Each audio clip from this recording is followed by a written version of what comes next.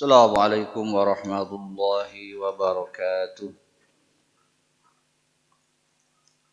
Innal hamdalillah nahmaduhu wa nasta'inuhu wa nastaghfiruh wa na'udzu billahi min shururi anfusina wa sayyiati a'malina. May yahdihillahu fala mudilla lahu wa may yudlilhu fala hadiyalah. Ashhadu an la ilaha illallah wahdahu la syarika lah wa ashhadu anna Muhammadan abduhu wa rasuluh. Allahumma salli wa sallim wa barik ala Muhammadin wa ala alihi wa sahbihi wa man tabi'ahum bi ihsanin ila yaumiddin, amma ba'd. Hadirin jamaah salat subuh yang saya hormati dan dimuliakan oleh Allah Subhanahu wa taala. Kita bersyukur kembali menikmati waktu subuh yang disediakan oleh Allah Subhanahu wa taala, yang dengannya manusia teruji dikarenakan berbagai macam kesulitan dan sekaligus kenikmatan yang ada pada waktu subuh, sehingga panggilan-panggilan Allah, panggilan-panggilan syariat terkadang menjadi sulit untuk dilakukan. Dan kesulitan-kesulitan terkadang bertambah-tambah dengan adanya cuaca ya, seperti dingin, hujan, dan tentu itu semua menjadi buah lebih bagi kita yang istiqomah, bagi kita yang kuat di dalam mengarunginya, di dalam menerjang tantangan-tantangan tersebut, sehingga dalam kondisi apapun kita bisa sampai di masjid kita ini. Semoga pahala yang melimpah, kemudian keberkahan hidup dunia dan akhirat kita dapatkan dari sisi Allah Subhanahu wa taala. Salawat dan salam senantiasa kita sampaikan kepada panutan kita semua, Nabi Muhammad sallallahu alaihi wasallam, keluarganya, para sahabatnya dan umatnya sekalian, semoga termasuk kita. Hadirin yang saya hormati dan dimuliakan oleh Allah Subhanahu wa taala, rutinitas kita di hari Kamis setelah subuh kita tambahkan dengan thalabul ilm, dengan menambahkan ilmu. Tentu yang terpenting adalah saya menasihati diri sendiri, dan apabila ada kebaikan yang bisa diambil maka semoga Allah Subhanahu wa taala meridhoinya. Baik, manusia secara penciptaan dia ditakdirkan untuk memiliki minimal 2 dimensi. Kita sebut lahir dan batin. Ya, mudahnya begitu. Lahir adalah semua yang nampak, baik perkataan maupun perbuatan. Ya. Dan batin tentu yang tidak nampak. Dari mulai perasaan, kemudian hal-hal yang terkait dengan ruh manusia itu sendiri. Keduanya disempurnakan oleh Allah Subhanahu wa taala. Ya. Allah Subhanahu wa taala menyempurnakan penciptaan manusia. Dan dengan apa dia disempurnakan? Fa'alhamaha fujuraha wa taqwaha. Di antara Allah mengilhamkan kepada manusia, yakni fa'alhamaha fujuraha, potensi untuk fujur, yaitu berbuat dosa, berbuat kesalahan-kesalahan, wa taqwaha, dan menjadi manusia bertakwa. Jadi sebaik-baiknya manusia ada ya, kecenderungan untuk salah, untuk berdosa. Ya. Maka jangan suka aneh ya, kalau ada kok itu ustadz begitu ya, kok itu ada ulama begitu ya. Itu adalah manusia seperti itu. Ada kecenderungan bersalah yang itu adalah kodrati, satu hal yang ditetapkan oleh Allah Subhanahu wa taala. Bahkan dalam hadis yang sepertinya sangat ya kencang begitu ya, setiap anak Adam, kullu ibnu Adam khata'un, setiap anak Adam pasti bersalah. Ini menandakan bahwa hal-hal seperti ini memungkinkan terjadi dan mungkin saja terjadi kepada siapapun termasuk diri kita. Sebaliknya manusia juga dikaruniai sifat ketakwaan. ya. Tinggi rendahnya, besar kecilnya sangat relatif, tergantung kepada upaya masing-masing. Maka sejahat-jahatnya manusia, dia memiliki keinginan yang baik. Maka sepertinya tidak mungkin ketika ada seorang koruptor kelas kakap begitu, jadi tanya, Pak, sampean punya anak? Ya, punya anak. Kira-kira anak sampean ridho nggak jadi koruptor? Dia nggak mungkin bilang iya. Ya tidaklah. Ya. Bahkan sebagiannya menyekolahkan putra-putrinya di pesantren atau menjadi aparat, ya, penegak hukum, walaupun dirinya orang yang terlibat dengan kesalahan-kesalahan hukum. Ini pertanda bahwa demikianlah manusia. Nah, tentu dalam pertarungan baik dan buruk ini harus ada yang menang, ya. Karena kita menghadap Allah tidak akan selamat kecuali membawa hati yang bersih, qalbun salim. Ya. Maka firman Allah berikutnya, qad aflaha man zakkaha. Maka beruntung orang yang mensucikannya, wa qad khaba man dassaha, dan sangat rugi orang yang mengotorinya. Artinya beruntung kalau dia punya potensi baik, dirawat dan dibersihkan dari perkara-perkara yang tidak baik, sehingga yang muncul dominan adalah perkara-perkara yang baik. Baik, dan hadis-hadis dalam bab sabar ini menunjukkan bahwa manusia memang bisa dilatih. Ya. Emosi kita, perasaan kita, meskipun ada ketetapannya demikian, ya, hakikatnya ada yang bisa dilatih, diarahkan. Jadi tidak boleh kita mengatakan, ya, sampean kok begitu? Ya, inilah saya. Saya ya begini ini. Ya, tidak boleh. Kalau itu kebaikan, alhamdulillah. Tapi kalau masalahnya kalau itu keburukan, ya saya mah begini, kalau sedikit-sedikit marah, sedikit-sedikit marah. Itu, ya memang itu diri Anda seperti itu. Tapi tidak adakah upaya untuk memperbaikinya? Baik. Hadis-hadis yang ada dalam bab sabar, termasuk kemarin yang sudah dibacakan bagaimana seseorang mengatasi emosinya, perasaannya ketika mendapatkan cobaan-cobaan hidup berupa kesulitan-kesulitan. Tapi beberapa hadis di depan mengutarakan bagaimana seseorang bisa menanggulangi, mengatasi salah satu sifat buruk manusia yang dimiliki oleh semua manusia termasuk para nabi, yaitu marah. Ya. Kita semua punya sifat marah. Ya. Jadi dari sisi inilah tentu saja marah itu sebetulnya netral. Dia bisa baik, bisa buruk. Tetapi pada kebanyakan kasus kemarahan menimbulkan hal yang buruk. Oleh karenanya disebutkan beberapa hadis agar kita menghindarkan dari kemarahan-kemarahan atau memperturutkan kemarahan tadi sehingga muncul hal-hal yang buruk yang lainnya. Baik. Hadis nomor 45 dalam bab ini. Wa an Abi Hurairah radhiyallahu anhu, dan dari Abu Hurairah radhiyallahu anhu, semoga Allah meridhoinya, anna Rasulullah sallallahu alaihi wasallam, bahwasanya Rasulullah sallallahu alaihi wasallam qala, beliau bersabda. Ya. Di sini Rasulullah berbicara, mengatakan sesuatu, didengar diantaranya oleh sahabat mulia Abu Hurairah radhiyallahu anhu. Jadi alur hadis itu seperti itu. Ya. Jadi ketika ada orang menyampaikan hadis, kita harus teliti. Apalagi di zaman seperti sekarang kita mudah mengakses. Ya, ini yang seperti namanya sanad. Ya. Adakah sanadnya? Kemudian kalau ada, benarkah sanadnya? Ya, dan seterusnya, sehingga nanti jangan aneh kalau ada ini hadisnya sahih, ini hadisnya dhaif. Karena hadis itu berita, kabar dari 1400 tahun yang lalu, bayangkan.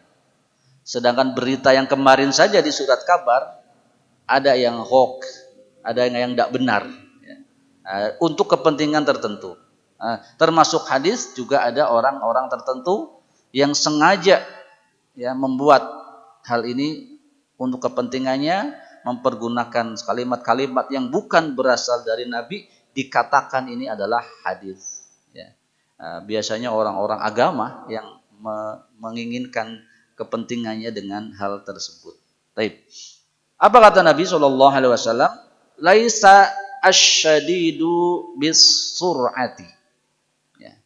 Laisa bukanlah asyadid orang yang kuat, ya, orang yang gagah perkasa, ya.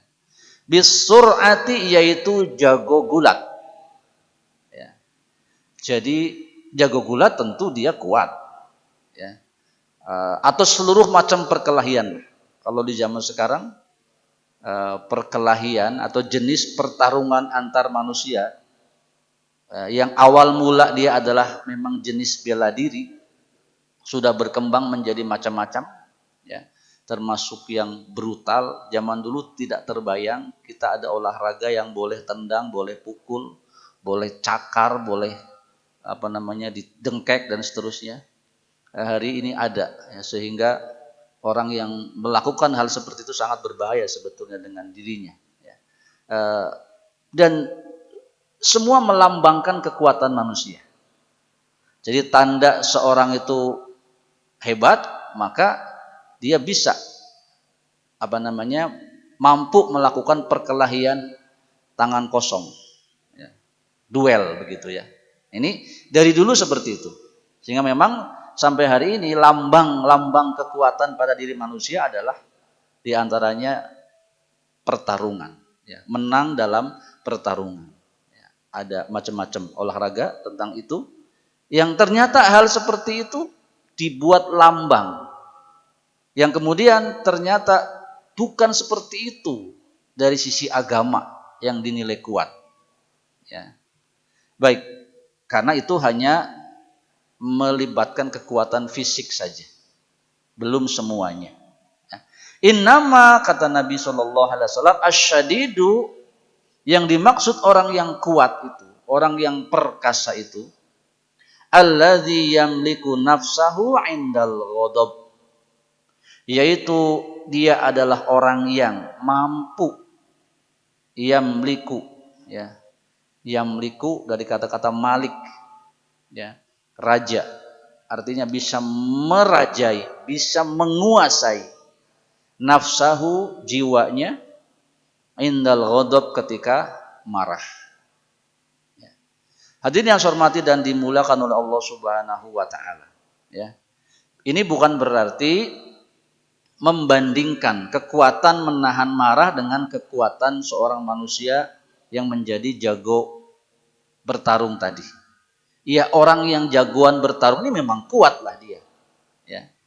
Tetapi menguasai diri kala marah juga memerlukan kekuatan yang kadang-kadang orang yang jagoan ini tidak mampu menahannya, ya. Maka perhatikan orang berkelahi, kalau dia menang tapi kok terus menyiksa lawannya, ini tanda-tanda dia tidak bisa menguasai kemarahannya, ya. Jadi ada orang tuh kalau berkelahi jelek, ya. Dia sudah pukul lawannya jatuh, terus saja dia pukul. Ini berarti dia tidak bisa mengendalikan kemarahannya, ya. Atau dengan kemarahannya itulah kemudian dia kalah, ya, karena menjadi tidak waras sehingga strateginya bolong-bolong, ya, itu dimanfaatkan oleh pihak-pihak lawan. Maka seorang petarung yang tidak menguasai dirinya itu biasanya gampang kalah juga pada akhirnya. Nah, itu pengibaratan yang diinginkan dalam hadis ini. Nah, maksudnya adalah memang yang namanya menahan kemarahan, mengatasi atau mengelola kemarahan dalam jiwa ini sangat berat dan perlu usaha yang sangat kuat, ya. Baik, hadis ini riwayat Bukhari dan Muslim, hadisnya sahih. Baik, di antara yang tadi disebutkan, kemarahan adalah sifat dasar manusia dan ternyata termasuk para nabi juga memiliki sifat kemarahan. Oleh karenanya sifat marah ini tidak selamanya tercela, nanti ada yang terpuji, ya. Baik, kenapa urusan marah ini harus diatasi dengan kekuatan penuh? Ya, maksudnya agar kita betul-betul mengatasinya. Karena di samping tabiat manusia, marah ini seringkali ditunggangi oleh setan. Ya, untuk kepentingan setan. Ya. Apa kepentingan setan? Ya, setan bukan cari uang. Ya. Setan itu cari teman. Ya, jadi kalau ada orang marah, dia masuk ke situ, menjadikan orang ini semakin marah, ya agar semakin orang ini celaka. Ya, mengikuti keinginan-keinginan setan yang ketika marah macam-macam hal buruk itu terjadi. Dari mulai perubahan muka, asalnya putih jadi merah, ya, perubahan mulut, asalnya mesem jadi manyun, ya, kemudian kata-kata jadi kasar. Ini semua naik terus levelnya. Kemudian naik nanti dia pukul, ya, sampai membunuh atau bahkan berbuat tidak adil. Ini gara-garanya adalah kemarahan. Ini setan senang di situ. Sehingga manusia kalau sudah seperti itu menjadi sangat sulit mengendalikan dirinya.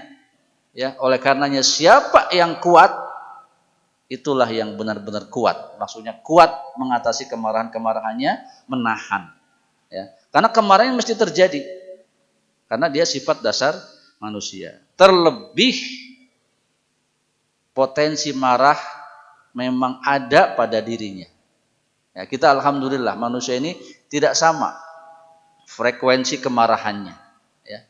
Dan ini tergambar dari per daerah atau golongan-golongan tertentu. Ya. Kalau di Jawa itu biasanya katanya begitu ya, orang Jawa Timur cenderung pemarah. Ya. Nggak tahu kalau di sini. Di Sunda ya orang mana yang lebih gampang marah ya. Tapi seperti itu, dan saya pernah bergaul dengan orang Jawa Timur dan memang demikian ya.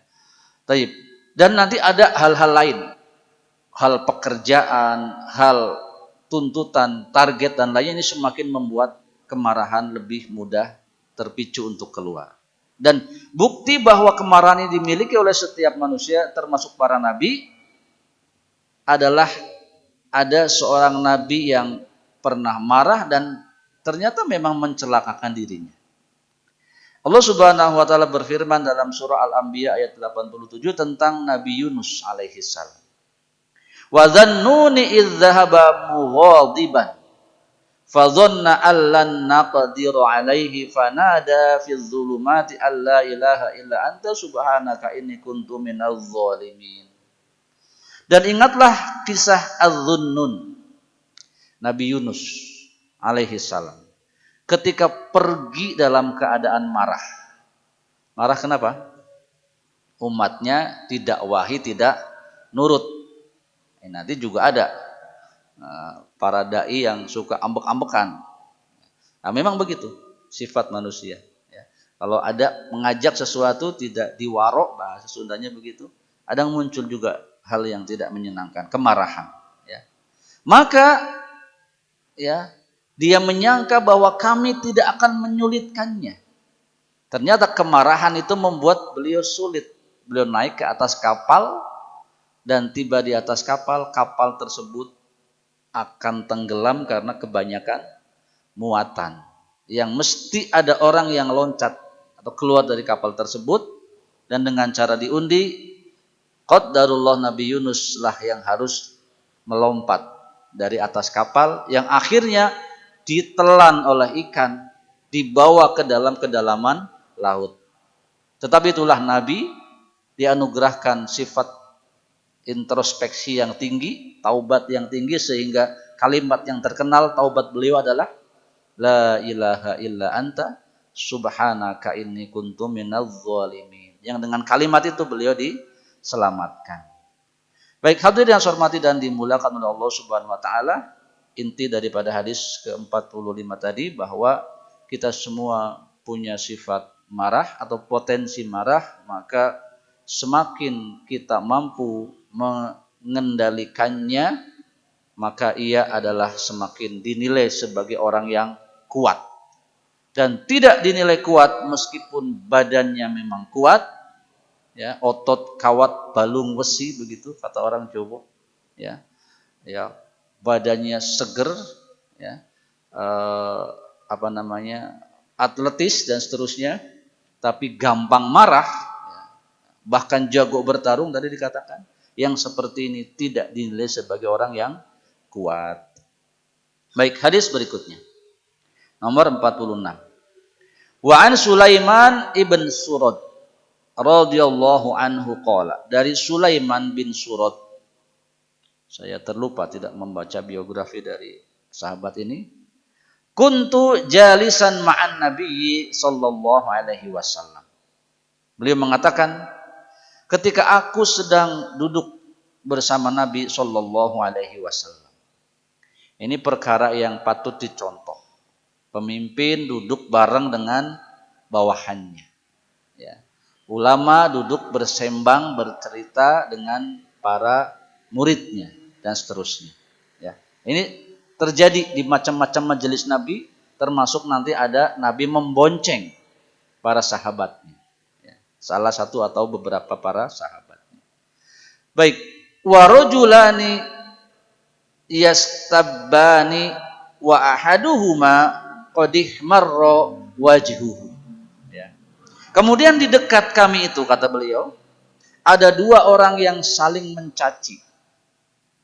Dan di antara salah satunya ihmarra, sudah merah wajhuhu, wajahnya.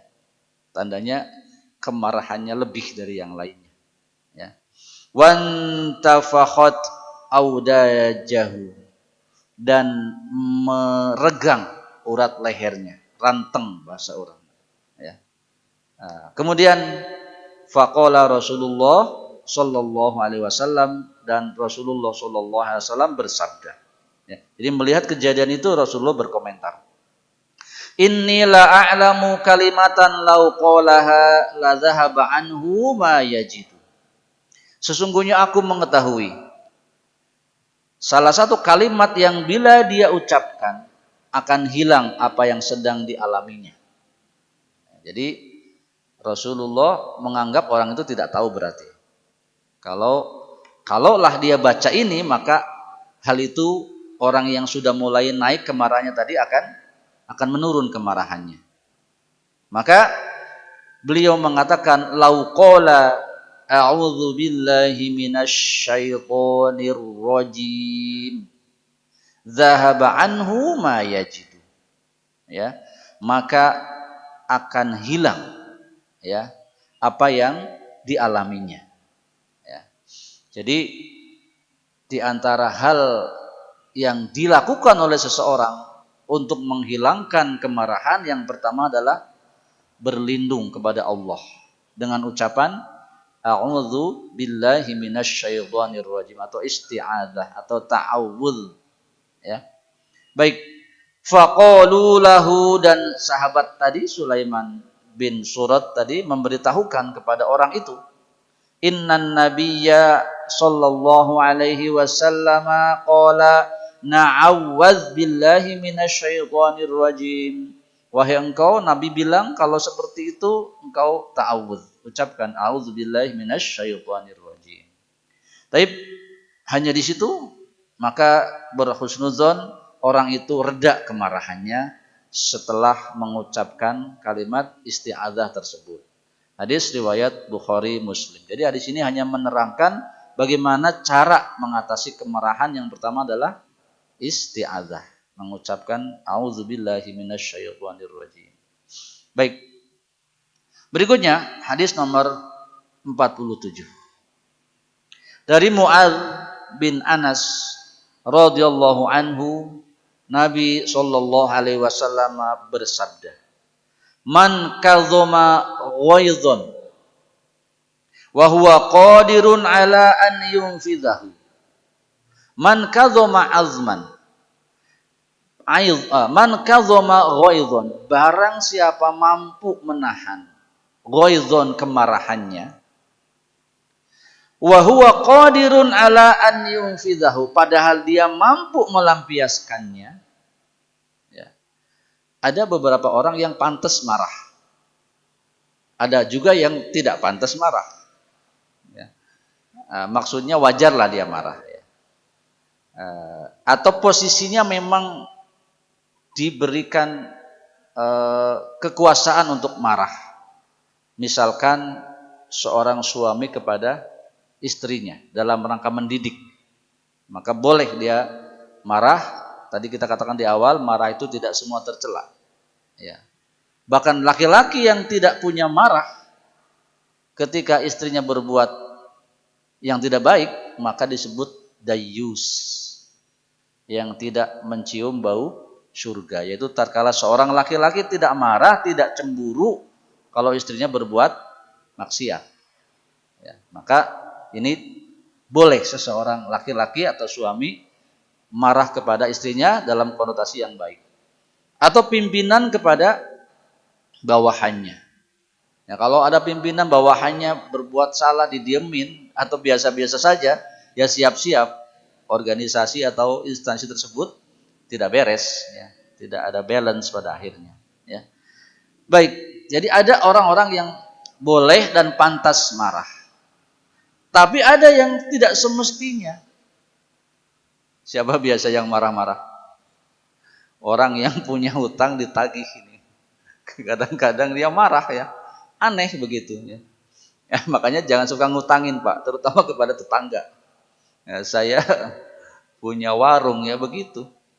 Kita nggak kasih gimana, tapi kalau dikasih ya begitu. Tempo ditagih, ya ngabau dan ke orang ya. Padahal kita pelan-pelan baik-baik ya. Jadi kadang sekedar mengingatkan saja. Jadi ada orang-orang yang tidak pantas dia marah karena posisinya salah ya. Dan berbagai hal. Nah, yang disebut di sini adalah ini orang pantas marah tapi dia tahan kemarahannya. Maksudnya tidak melampiaskan dengan kejam, tidak melampiaskan full kemarahan atau terus terang, melainkan dengan hal-hal yang lain. Yang tetap menggambarkan kemarahan dan orangnya faham kalau kita sudah marah. Ya tadi bukan berarti tidak sama sekali. Ya nanti repot kalau tidak begitu.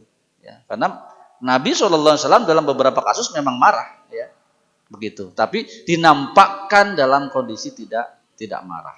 Ya. Contohnya, apakah marah harus dengan suara tinggi? Tidak kan ya? Kita marah kepada anak kita. Apakah harus bersuara tinggi? Tidak juga. Kadang-kadang ngerti dia bapaknya marah. Diem aja dia ngerti kalau bapaknya marah. Ya.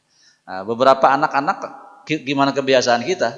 Kalau kita biasa uring-uringan, ya kalau belum uring-uringan belum disangka marah. Ya. Kalau saya biasa diem kalau marah. Jadi anak saya kalau bapaknya diem, tahu dia bapaknya sedang marah. Nah, itu maksudnya. Ya. Baik, barang siapa mampu menahan kemarahan padahal dia berhak melakukannya, mampu melakukannya, bahkan bisa pol-polan melakukannya, tapi dia tahan, dia manage sehingga kemarahannya menjadi indah, menjadi elok. Apa kata Nabi? Da'ahullahu subhanahu wa ta'ala ala ru'usil khalaiq yaumal qiyamah. Allah subhanahu wa ta'ala akan menyebut orang ini, memanggil orang ini di hadapan manusia di hari kiamat. Jadi ditonjolkan, diberitahukan, ini loh ada orang-orang yang seperti ini, yang hebat dulu ketika di dunia, ya. Plus diberikan ganjaran, hatta yukhayyiruhu minal huril ain masya'a, sehingga dia diberikan imbalan, boleh memilih ya bidadari sesuai dengan keinginannya. Ya, ini menggambarkan lebih kepada laki-laki ya yang kadang-kadang terbalik posisinya di rumah. Ya, seringkali dimarahi oleh istri daripada marah kepada istri. Ini memang begini ya. Jadi Pak sabar saja memang. Ya. Mestinya saya yang marah kok dia yang marah ya, itu biasa ya. Nah, hampir pada semua, termasuk terjadi kepada sahabat mulia Umar bin Khattab radhiyallahu anhu, beliau juga pernah ada riwayat justru orang yang ingin mengadukan kemarahannya istrinya kepada Umar bin Khattab radhiyallahu anhu datang ke rumah beliau, beliau sendiri sedang dimarahin oleh istrinya. Kalimat itu ya. Baik, jadi inti pada hadis ini memberitahukan bahwa seseorang yang mampu menahan kemarahan padahal dia mampu, ya, tentu laki-laki atau perempuan, ya. Tetapi di sini lebih kepada para laki-laki karena ya ini tadi kita sudah mendapatkan banyak fakta di mana seringkali di zaman seperti sekarang, ya, laki-laki itu menjadi tidak berdaya dengan berbagai macam hal, ya, dikarenakan bukan dia tidak menahan kemarahannya, tapi sudah lebih dulu dimarahi, ya, oleh pasangannya. Baik, dari perkara seperti ini bisa diambil juga pelajaran kepada para istri, ya, kepada para istri bahwa yang mestinya berhak marah itu para suami, ya, seperti itu. Tentu dalam keadaan yang normal. Tetapi kemudian, alhamdulillah kalau kemudian kita punya suami, ibu-ibu punya suami dan ternyata dia tidak suka marah, ya. Dan kalau dimarahin dia diam, maka sepertinya beliau para suami sudah mendengar hadis ini, ya, bahwa nanti di akhirat dia akan mendapatkan ganjaran berupa bidadari yang mungkin dia pikir lebih cantik dari istrinya yang sekarang. Baik, pelajaran utamanya adalah mari menahan kemarahan meskipun kita mampu melampiaskannya dan pahalanya sangat besar. Baik, oleh karenanya nasihat-nasihat kepada orang-orang tertentu, ya, terutama yang suka marah adalah seperti hadis berikutnya, hadis nomor 48. Wa an Abi Hurairah radhiyallahu anhu anna rajulan qala lin nabiyyi sallallahu alaihi wasallam. Abu Hurairah radhiyallahu anhu mengatakan bahwasanya ada seorang laki-laki yang datang kepada Nabi kemudian meminta wasiat, ausini, ya. Ausini, wahai Nabi, berikan nasihat kepadaku, wasiatilah aku. Kata Nabi, la taghdab, jangan marah, ya. Faraddada miraran, la taghdab, dan Nabi pun mengulang-ulang beberapa kali kalimat la taghdab, jangan marah. Rawahul Bukhari, hadis riwayat Bukhari. Baik, perkara seperti ini orang-orang yang datang kepada Nabi ada beberapa. Dan tidak semua pertanyaannya dijawab dengan hal yang sama. Menandakan Nabi faham betul sesuatu yang diperlukan oleh orang yang bertanya. Dan nasihat yang utama diberikan kepada orang yang perlu dengan hal tersebut. Jadi kalau yang ini, orang yang datang kepada Nabi meminta dinasihati, kemudian dijawab la taghdab, jangan marah, artinya orang yang datang ini adalah tukang marah atau kemarahannya tinggi. Sehingga nasihat utamanya adalah jangan marah. Nanti ada yang lain-lain. Pada kasus-kasus puasa seperti kemarin, ketika ada orang tua datang kepada Nabi mengatakan, Nabi, bolehkah aku cium istriku? Boleh. Datang lagi yang pemuda, enggak boleh. Oh, beda-beda ya. Inilah Nabi SAW komunikasinya efektif. Beliau faham apa yang mesti disampaikan kepada orang per orang, tidak disamakan. Khusus kepada orang ini tatkala meminta nasihat, beliau katakan la taghdab, berulang-ulang. Ya. Maka pun kepada diri kita meraba diri kita termasuk saya, akankah kita yang mana? Ya, kemarahan ini yang biasa-biasa saja atau yang level tinggi, ya, gampang kesulut, ya, gampang marah dan seterusnya. Maka kalau yang itu maka kena dengan ini, ingat nasihat Nabi, jangan marah, ya. Atau bayangkan Nabi berkata kepada kita, jangan marah, ya. Dan bayangkan pahala yang tadi disampaikan di bagian awal hadis yang kita baca. Baik, hadis berikutnya. Wa an Abi Hurairah radhiyallahu anhu qala Rasulullah sallallahu alaihi wasallam. Ya. Tapi ini sudah berbeda temanya. Untuk yang marah kita simpulkan dulu. Jadi kesimpulan dari beberapa hadis tentang marah adalah bahwa manusia dimungkinkan memiliki potensi kemarahan yang muncul ya sesuai dengan kondisinya, besar kecilnya kemarahan dari dalam dan nanti ada potensi dari luar. Masing-masing harus memahami ya. Kalau dia mudah marah dengan hal-hal dari luar, maka menghindar lebih baik. Ya, kalau saya ke sana nanti jadi marah, maka jangan ke sana. Ya. Kalau saya melakukan itu nanti jadi marah, maka jangan lakukan. Dan seterusnya. Ya. Dan mengatasinya merupakan jihad karena besarnya pahala dari sisi Allah Subhanahu wa Ta'ala. Baik, hadis berikutnya yang tadi kita katakan terakhir dalam pertemuan pagi hari ini. Wa an Abi Hurairah radhiyallahu anhu qala Rasulullah sallallahu alaihi wasallam ma yazalul bala'u bil mu'min wal mu'minah fi nafsihi wa waladihi wa malihi hatta yalqallaha ta'ala wa ma alaihi khati'ah.